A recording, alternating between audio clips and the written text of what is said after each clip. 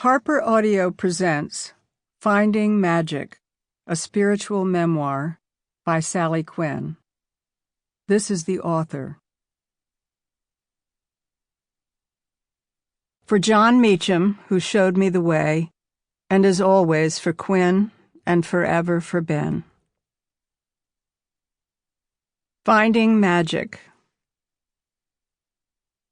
Prologue. The summer day. Who made the world? Who made the swan and the black bear? Who made the grasshopper? This grasshopper, I mean, the one who has flung herself out of the grass, the one who's eating sugar out of my hand, who's moving her jaws back and forth instead of up and down, who is gazing around with her enormous and complicated eyes.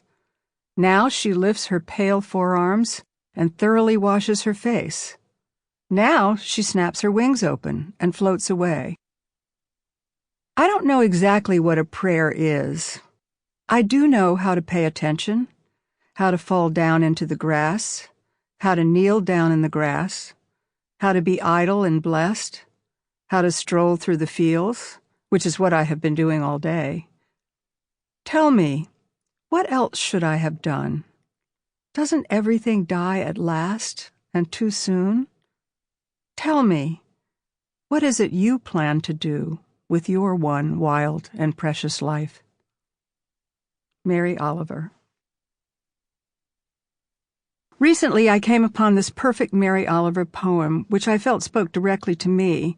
Its questions were mine. Who made the world? Its admissions were mine. I don't know exactly what a prayer is. Rereading the lines sparked hours of reflections, more moments of contemplation, more memories of people and places in my life that have stayed with me forever, memories that felt magic. I believe in magic. I always have. In certain ways, magic was my first religion, the one I was exposed to as a child and that has infused my days and imbued my life with meaning ever since. My own concept of faith was filled with mystery, no doubt influenced by my upbringing in the Deep South, where I was surrounded by active ghosts and the practitioners of voodoo, occultism, astrology, palmistry, tarot cards, and psychic phenomena. Through the years, from those early childhood days of wonder to this very day, I have been redefining and expanding on the meaning of magic and examining what I sought and what I found. Starting from a very early age, I thought of myself as someone who didn't believe in God. I labeled myself an atheist as soon as I heard the word and understood what it meant. Most of that time, I was not just an atheist, but an angry atheist. Throughout these years of self-proclaimed atheism, I didn't pick up on certain obvious clues that kept presenting themselves. I recall that one of my favorite cartoons pictured a young child asking his atheist father, "How do you know there's no God?" The father replied definitively, "You'll just have to take it on faith." I knew enough to laugh at that, but somehow a possibly more important interpretation didn't sink in. At that early stage, I was probably closer to being an agnostic, another word I didn't know, but later I rejected that descriptor. I thought that any follower of religion was by definition an agnostic because we have no proof of the existence of God. Agnostics are doubters and skeptics because they have no real evidence to fall back on.